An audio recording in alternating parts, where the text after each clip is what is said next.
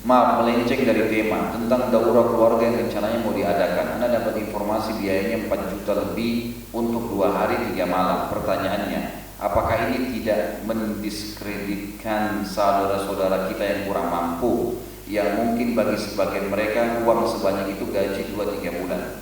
Apakah ini terlalu eksklusif, Ustaz, yang mungkin mencederai dakwah yang hak ini? Syukur atas jawabannya.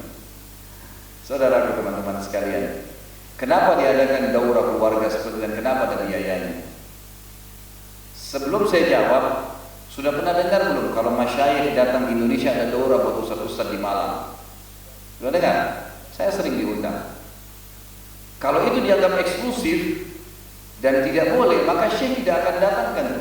Biayanya saya bicara sendiri sama donaturnya yang membayar itu saya tanya, berapa akhi, berapa biaya untuk bayar hotelnya? Karena itu di daerah Lawang itu mahal, di daerah sana. Batu itu mahal, hotelnya bagus, mewah. Kamar-kamar semua dai dikirim, mungkin yang peserta 200 orang, mungkin kurang lebih dai dari seluruh Indonesia. Itu syekhnya datang isi materi khusus buat mereka. Apa itu kita anggap eksklusif? Apakah itu kita anggap berarti dakwah salaf ini akan rusak gara-gara ada acara seperti itu? Mestinya kan pengajiannya umum, semua orang bisa hadir. Tidak bisa, akhi. Tidak bisa, ukhti. Sesuai dengan keadaan, gitu kan? Dikondisionalkan. Ada kan pengajian. Kalau misalnya saya tidak isi pengajian kecuali acara seperti itu saja, harus bayar baru bisa. Antum datang sini gratis. Gak usah bayar apa-apa. Silakan. Dengar ceramah saya di YouTube, antum download sampai capek. Silakan. Ambil semuanya, bagi, sebarin. Malah saya kasih syarat. Tadi gue bilang, Ustaz, saya mau sebarin ceramah saya, bisa nggak? Bisa, tapi jangan komersialkan. Silakan sebarin. Fadhal, terbuka. Apa itu kurang? Masa begitu ada daurah keluarga begini? Ada, teman-teman sekalian. Ini ada biaya hotel, biaya makan, biaya transportasi panitia, biaya fotokopi, biaya ini. Apa hubungannya? Kenapa kalau orang bayar? Oh, 4 juta mahal. Mungkin antum anggap mahal, orang lain tidak. Gitu kan? Apa semua orang bisa hadir ke antum di majelis seperti ini? Belum tentu.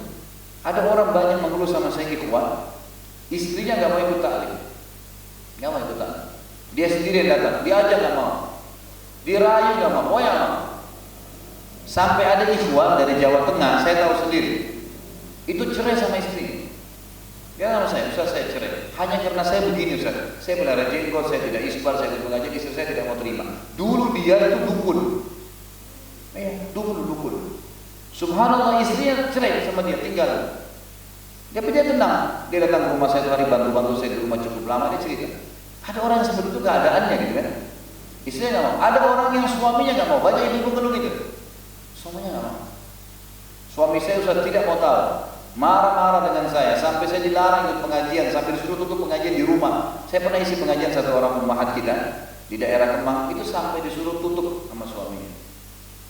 Gara-gara suami lihat istrinya berubah, jilbabnya berubah, keadaannya berubah. Padahal sebenarnya lebih patuh, tapi dia merasa sampai dia bilang, kamu ini ilmumu sudah mengalahin saya, sudah berhenti aja pengajian. Coba. Ada suami-suami begitu. Kalau antum, alhamdulillah suami istri sudah bagus, luar biasa. Tapi kalau yang seperti itu bagaimana? Ada orang suami istri sudah bagus, anaknya lagi yang tidak. Anaknya masih bebas pergaulannya segala. Daurah keluarga begini, teman-teman sekalian. Kita coba mengambil keluarga-keluarga yang memang butuh itu. Dan biayanya memang karena ada alokasi dana yang dibutuhin. Apanya yang salah? Dari sisi mana salah coba? Oh, ini eksklusif, tidak semua ikhwan bisa hadir. Memangnya cuma itu pengajian? Ada ribuan pengajian lain, salah satunya. Dan tidak dilarang dalam Islam mengubah suasana. Di Saudi sudah biasa tuh daurah-daurah. Ada syekh adakan daurah khusus untuk askar, militer. Itu eksklusif. Enggak, memang buat mereka.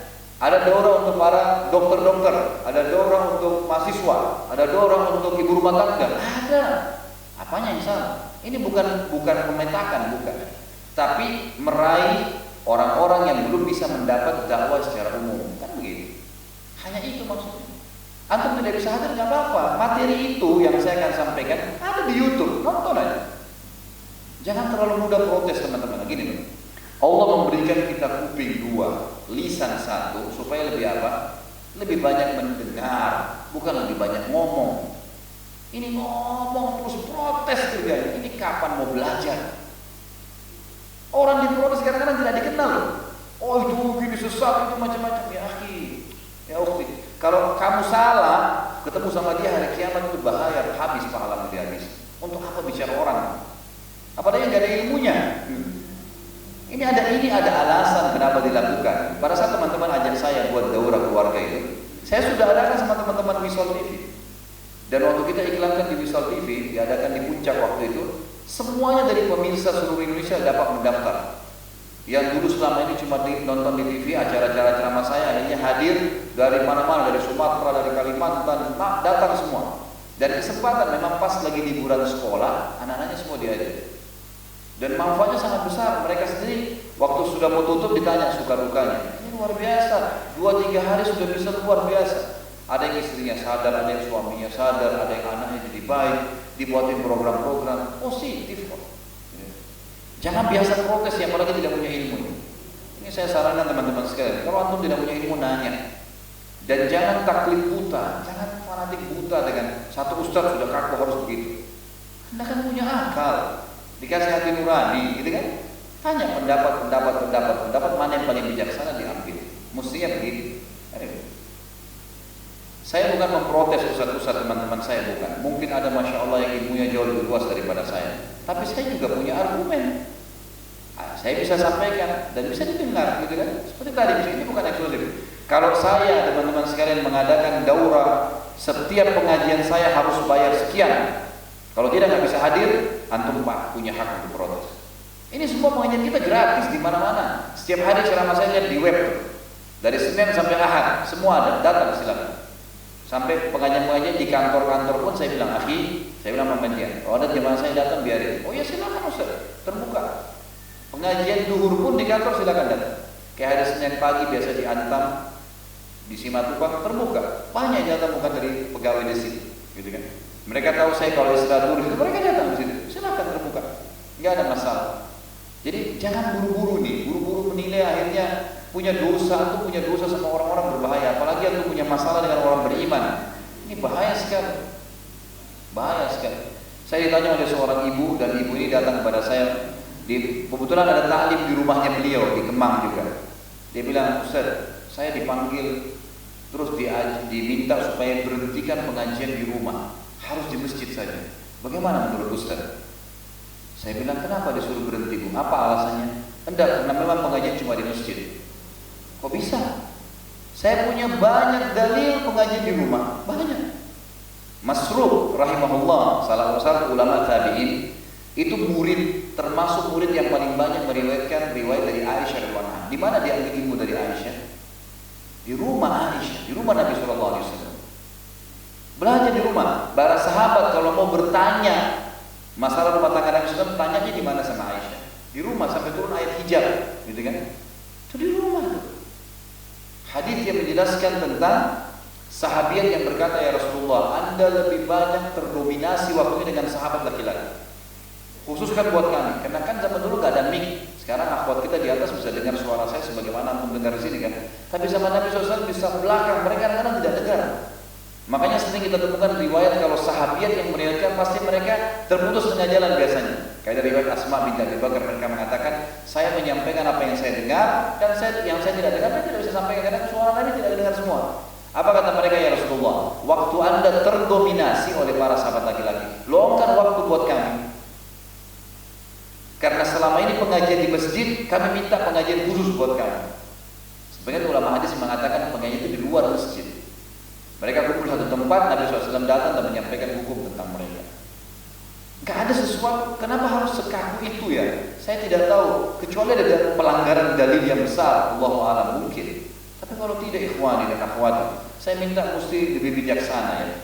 Kita bukan menyalahkan, semoga saja asatidzah yang terhormat, yang punya ilmu, yang memang memiliki ijtihad itu ijtihad. Tapi kalau divonis selain itu salah, nah ini yang keliru. Ini nggak bisa. Akhirnya pengajian yang lain ditinggalkan, disalahkan, dan seterusnya. Penuntut ilmu butuh duduk, hadir, ambil ilmunya para asatidzah, bukan untuk memberantemkan satu sama yang lain. Banyak ustadz-ustadz yang senior berantem juga tidak bijaksana gara-gara muridnya. Muridnya bilang, itu ustadz itu bilang begini, ustadznya diberantemin, ribut ustadznya. Ya juga tidak bijaksana.